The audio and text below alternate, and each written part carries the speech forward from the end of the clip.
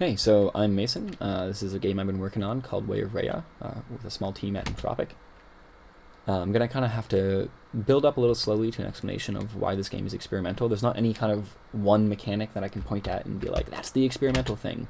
It's more the philosophy behind the puzzle design that, to me, makes this game very experimental. So this might be a bit rough. This is not a topic I've spoken on before, but I'm going to do my best to get the ideas across. So you see that, it's a side-scrolling puzzle game, obviously. And the first thing you notice is that you can only interact with like these gates when you're the same color as them. And it's not completely novel. I can't off the top of my head think of a game that's done that, but I'm sure that's done. It's essentially a key. It's a little different, right? Because you actually maintain the state, but it's not too different. But this first puzzle teaches you that, and it doesn't teach you that with a set of instructions, right? The only instructions you get are the controls. You have to figure it out on your own. And I think that there are a few exceptions, but in most genres, I think that's how you make a good game. I don't think that's novel either. You don't want to just be telling the player 10 pages of text and hoping they figure it out. You want to let people learn things. But I'd argue, a little more than just like people won't read all the text. I'd argue that the fun of playing a game is approaching a completely foreign rule set and slowly figuring it out. At least for very many games, I think this is true. So this puzzle here, the player will quickly figure out that there is a problem. They can take the blue orb to the lamp over here and turn blue, but now they can't get back over to the other side of the screen. And so they're forced to play around with these buttons on the ground, figure out what they do. After some experimentation, most people will figure out that they're teleporters and that you can, leave your body at one of the teleporters. And if you leave it there, then you can use any other teleporter in the world to send you back to the place that you left it. And so essentially, this is the second time you're seeing that pattern in this level, but I didn't talk through it the first time.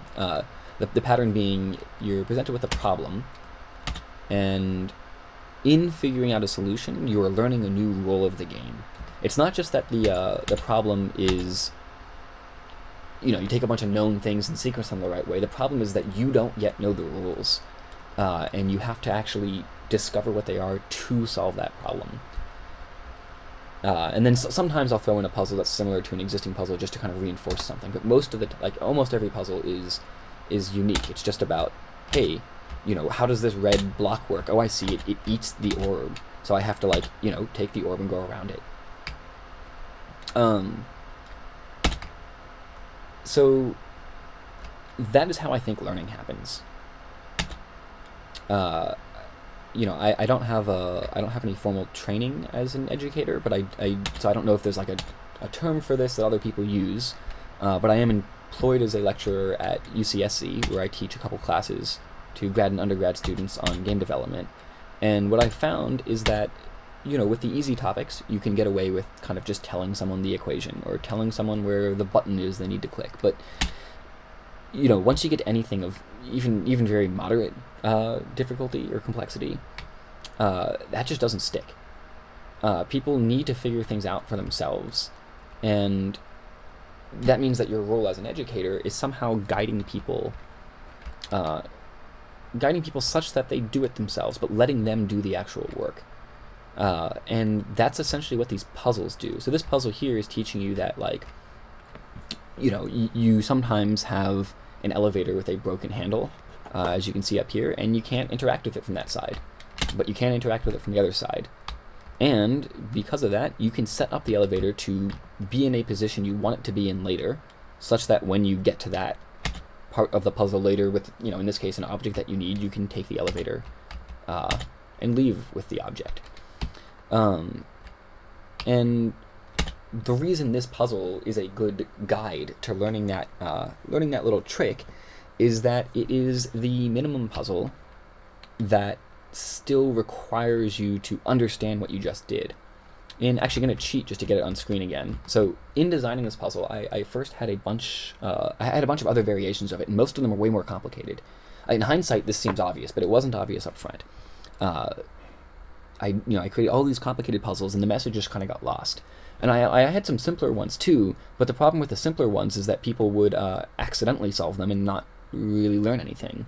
And this was the kind of, so far at least, is what I see as the ideal setup, such that the player will not accidentally solve it.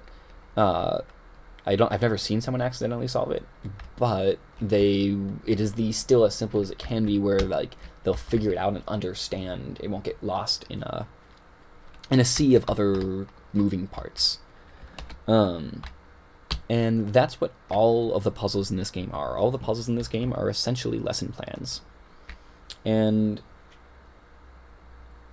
that's the experimental thing about the game, is that is all there is to it.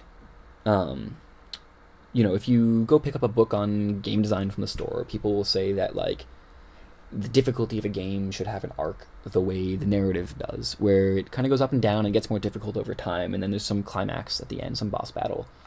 And I posit that you do not need to do that. That the knowledge that the player has to have should probably increase over time. And so this puzzle here has a bunch more stuff on screen because you've learned a lot more mechanics at this point, so you're able to like do more complicated things. But that doesn't mean that it has to be the hardest puzzle. So, and it doesn't mean that the puzzles have to increase in difficulty consistently over time. So, zooming back over to the beginning a little bit, this is a very, very easy puzzle. No one takes more than like 10 seconds to solve this one. It's very much easier than all the puzzles before it, because there was no reason for it to be difficult. I could have made it more difficult, but it didn't need to be more difficult to teach what it was going to teach. And in terms of sequencing, there was no reason to teach that until that point, so it goes there.